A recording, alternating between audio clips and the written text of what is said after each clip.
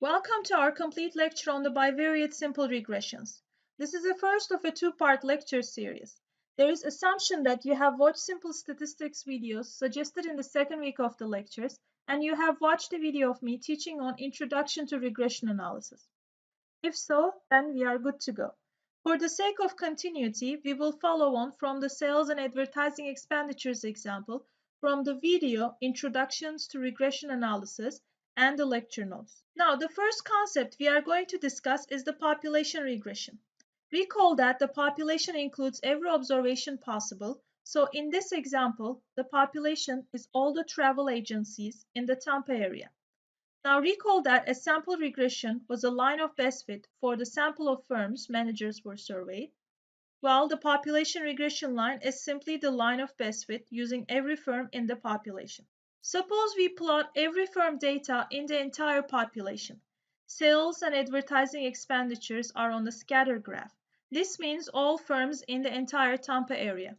The line of best fit for the population is our population regression line. So the population regression line is a regression line using the entire population of observations. The regression line denoted as follows. Beta 0 is the intercept term and beta 1 is a slope coefficient. I'd like to now talk about the distinction between the dependent and independent variable. The dependent variable is a variable whose values depend on the other variable. In contrast, the independent variable is a variable whose values are independent or do not depend on the other variable. So you as a forecaster will have to think of the logic behind the relationship you are testing and see which variable is likely to depend on the other and which variable moves independently of the other. Okay, let's try to figure this out for our sales and advertising expenditures example. Now, is it plausible for causality to run from advertising to sales? Well, it seems to make sense, right? The more money spent on advertising, the higher the expected sales. Let's see if causality runs the other way. The more sales a firm has, the more the firm is willing to spend money on advertising. This to me does not make sense. If a firm has high sales, why would this firm like to spend money on advertising? Sales are a dependent variable as its values change according to advertising expenditures, and advertising expenditures are the independent variable as its values are independent to changes in sales. When setting up the regression equation, the dependent variable is always on the left side of the regression equation, and the independent variable is on the right side of the regression equation. When displaying our data points and regression line on the scatter graph, the dependent variable is on the y-axis and the independent variable is on the x-axis. So in our example, sales is on the y-axis and the independent variable, which is advertising expenditures, is on the x-axis. Depending on the textbook, the dependent variable can also be referred to as regressant, endogenous, or response variable. The independent variable can also be referred to as regressor, exogenous, or explanatory variable. Suppose we have the following population regression line. Now recall that the population is assumed to be unobservable as it's infinitely large and it's too costly or time consuming for us to go out and survey all firms in the Tampa area. So in fact, this population regression line is unobservable. However, we can estimate the population regression line with our sample regression line. That is, we take a random sample of firms from the population, say 7 firms, and record sales and advertising expenditure values and estimate the sample regression. If the sample is large enough, and if the observations are randomly selected, then the sample regression line should be a good approximation of the population regression line. This is similar to how in assignment 2 we use the sample mean as an approximation of the population mean. The population regression is a true relation between sales and advertising expenditures, whereas the sample regression is only a sample estimate of that relationship. The sample regression line is denoted as sales equals to beta hat 0 plus beta hat 1 times advertising expenditures. The head on top of the betas tells us that they are estimates of the population betas, or the sample regression line could also look like this. Here, the little b's are estimates of the population betas. How the sample regression line is written depends on the textbook. I will use lowercase b's for estimates in order to be consistent with the notation in your textbook. The main thing to remember is that the population regression line is not observable, as we need all observations into entire population to calculate it. However, the population regression line is a true relationship between your dependent and independent variable, and the sample regression line is observable as we calculate it using our sample of observations. It is used as our estimate of the population regression line. The population is infinitely large, and we are interested in the population mean. However, the population mean is not observable as we could not observe the entire population. So what we will do? Well, we will take a random sample from the population and calculate the sample mean. And using the sample mean, we will make estimates or inferences about the population mean. Now, in terms of regressions, we cannot observe the population regression, but we can observe the sample regression. And so we have an estimate and can make inferences on the population regression line. How do we make inferences again? Good old hypothesis testing. Time for a quick refresher on residuals. Suppose we have our scatter graph of our sample of respondents and we fit a sample regression line. Now suppose a sample regression equation is as follows. Let's make a prediction. For one of our respondents, Sally, who is the manager of firm K, she spent $3,000 on advertising. Based on that regression line, this firm is expected to have $25,000 of sales. How did we figure this out? Simple. We substitute $3,000 for advertising expenditures. So 10,000 plus 5 times 3,000 equals to $25,000. However, firm K's actual sales lies above our prediction. The firm actually have $28,000 of sales. This error in our regression model is known as a residual. It's calculated as the actual sales minus the predicted sales. This hat here means it's a prediction. So firm's K residual is 28,000 minus 25,000, which is $3,000. Perhaps firm K has an excellent customer service. Now suppose Peter, who is the manager of firm G, spent $5,000 on advertising. Based on our regression model, the firm is expected to have $35,000 of sales. However, this firm's actual sales in the dataset is $25,000. So the residual is equal to minus $10,000. Perhaps this firm has no innovative travel packages and actual sales are less than was predicted by the model. The sample regression equation can be written like this, where epsilon hat, a Greek symbol, represents the residuals. The residuals contain other factors that affect sales but are not included in the model. This may include factors such as customer service, travel packages, destinations, location of the travel agency, and so on. I'd like to now introduce the error term. Suppose we have the entire population on the graph, and let's imagine the population regression line. I say imagine because in reality the population regression line is not observable. Similar to residual, the error term is the difference between the actual sales and the population regression line. However, since the population regression is unobservable, then so the error term. This is because the error term is calculated using the population regression line. The error term informs us to how well the regression explains the data. Large error terms mean that the model isn't that great at explaining the data and making predictions, and small error terms mean that it's a good model, it makes accurate predictions. But we can't observe the error terms. No worries, we will use residuals as estimates of the error terms, just like how we use the sample mean as an estimate of the population mean. Later in this lecture, I will introduce a measure called R-squared statistics. This statistics uses the residuals of the sample regression model and tells us exactly how well the model explains the data. The error term is often denoted as mu or epsilon.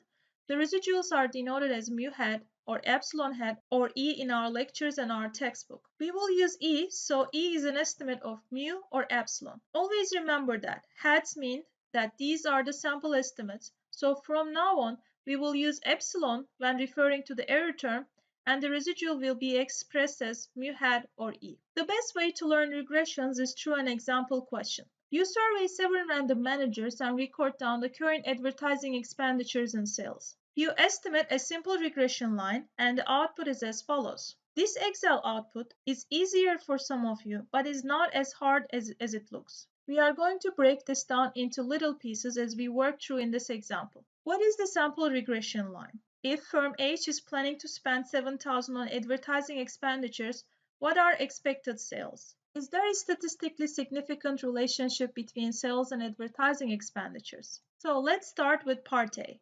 What is a sample regression line? First, we are dealing with a sample regression because we are conducting this analysis on a sample of 7 randomly selected managers. Recall that the sample regression equation looks like this. The B coefficients instead of betas, since these are the estimates of the true population coefficients. The sample regression line is the estimate of the population regression line. This B0 is the intercept term and refers to the point at which of the sample regression line intercepts the y-axis. A high value for beta 0 looks like this, and the small beta 0 looks like this. Beta 1 refers to the slope of the sample regression line, and if you recall from high school, the slope is rise over run. A large positive value of beta 1 would make the regression line look like this, as the slope of the line is steeper, and the small beta 1 value will look like this. Regression line is flatter. A negative B1 produces a downward sloping line. So back to the question.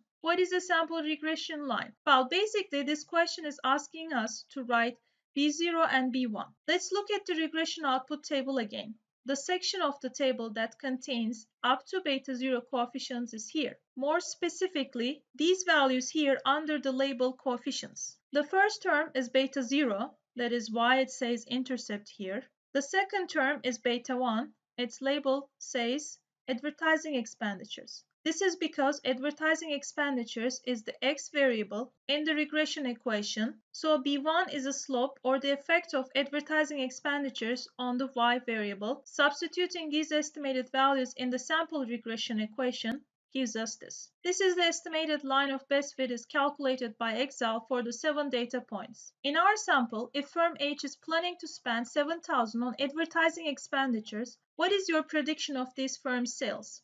Well, first we have to write down the estimated regression line as we did in part A.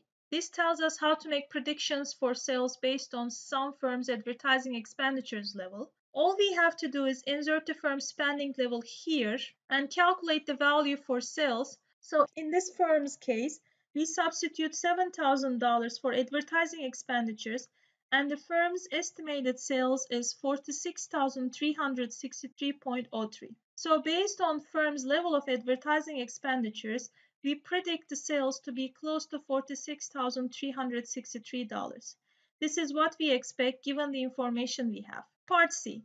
Is there a statistically significant relationship between sales and advertising expenditures? Well, we have to ask ourselves what would the population regression line look like if there was no relationship between sales and advertising expenditures. If we draw the regression line and there is a positive relationship between sales and advertising expenditures, it should look like this and have a positive slope coefficient. If there is a negative relationship, it should look like this with a negative slope coefficient. So if there is no relationship between sales and advertising expenditures, the regression line should be flat and the slope of the regression line, which is rise over run, will look like this. So when there is no relationship, the slope coefficient B1 is equal to 0. So what we have to do now is to use hypothesis testing to determine if the population regression slope coefficient is equal to 0 based on what we observe from the sample regression line. Record that we should use a statistical significance level of 5% unless otherwise stated. Let's go back to our Excel regression output. You can see here that we have for each coefficient estimate, standard errors, t-statistics, and p-values. This should look familiar. In fact, they should remind you of hypothesis testing. But what are we testing? What is the null hypothesis and what is the alternative hypothesis? By default, all statistics software packages conduct the following hypothesis test on the regression coefficient. The sample slope coefficient B1 is equal to 0. This means there is no relationship between sales and advertising expenditures, and so the true population regression line is horizontal like this. Or that B1 is not equal to 0. This means there is a relationship between sales and advertising expenditures. So for example, the true population regression line that might look like this. Now, don't worry. All the hard work in solving this hypothesis test has been done for you by Excel. All we have to do is to look at the corresponding p-value. Now, recall from our hypothesis testing lectures in Chapter 2. If the p-value is higher than your significance level, or alpha, we do not reject the null hypothesis. If the p-value is smaller than alpha, we do reject the null hypothesis. Looking at the table, we see that the p-value for B1 is this number here, 0.009951, pretty much smaller than 0.05. Recall that the significance level for this equation is 5%, so the p-value is smaller than alpha, 5%, and we reject the null hypothesis. The null hypothesis states that there is no relationship between sales and advertising expenditures. Therefore, we reject the null hypothesis and conclude that there is a statistically significant relationship at the 5% level. This means that the more a firm spends on advertising on average, the higher the sales are for this firm. What do we mean by a statistically significant relationship? You'll hear this a lot when dealing with regressions. In short, it means that there is a true, causal relationship between X and Y. It is not simply due to sampling variation or sampling error. It's a true relationship between X and Y. Now, to fully understand what I mean, we need to discuss the standard error of B. Some of you may recall the standard error on hypothesis testing. The standard error in regression analysis is very similar to that in hypothesis testing. Let me explain. Recall that we are using a sample of observations. Why? Because the population is too large, but what is the drawback of using a sample? Well, there might be sampling variation. That is, a sample may not perfectly reflect the population due to noise or randomness in the sample selection process. Suppose we have the following population regression line. It is a dotted line as it's unobservable, but let's assume for now that we can observe. Now imagine you grab a random sample of individuals and estimate the following regression line. It's pretty close to population line. Suppose we draw another random sample from the population and estimate the second sample regression line. Now, all the sample regression lines were very close together. In fact, they are all very close to the population regression line. Thus, there are good estimates of the population regression. In this case, the sample B estimates has a low standard error. It is a measure of how consistent the sample B's would be if we resampled over and over again. It's a measure of the amount of sampling variation when estimating B. Now suppose instead the sample regression looked like this. You can see that in this case the sample regressions are not similar at all. There is a high level of sampling variation and the B estimates differ markedly from one sample to the other, so there is a high standard error of B. In this case, the standard error of a coefficient tells us how much sampling variation there is if we were to resample and re-estimate B. It's an indication of how reliable the sample estimates are in our sample regression output. Suppose we estimate using our sample that the slope coefficient for sales and advertising expenditures is equal to 1. The question of statistical significance is this. Is 1 sufficiently large enough for us to conclude that this represents a true relationship between sales and advertising expenditures? Or is 1 too close to 0 and thus likely to be caused by sampling variation and randomness? Well, suppose the standard error is 0.2. In this case, an estimated beta of 1 is 5 standard errors away from 0, which means it's pretty far away from 0. This is evidence that the population beta is not equal to 0, and that there is a real relationship between sales and advertising expenditures. However, suppose instead that the standard error is 2. Then B of 1 is only half a standard error away from 0. This means it's very close to 0. This is evidence that the B is likely to be 0 and that there is no real relationship between sales and advertising expenditures. You can see that standard error is vitally important in determining whether there is a true relationship between X and Y in the population, as it gives us a sense of how far our sample B estimates are from 0. How do we know for sure whether the number of standard errors away from zero is large or small? That is, how many standard errors until we conclude that sample B is too close to zero? Well, we will use the critical value. It tells us the number of standard errors needed for a sample coefficient to be statistically significant, that is, for it to be statistically different from zero. Statistical review in Chapter 2 covered the critical value in the hypothesis testing lectures. Be sure to check it out if you are unsure about critical values. Statistically insignificant means that even though B is non-zero, its true population value is likely to be zero.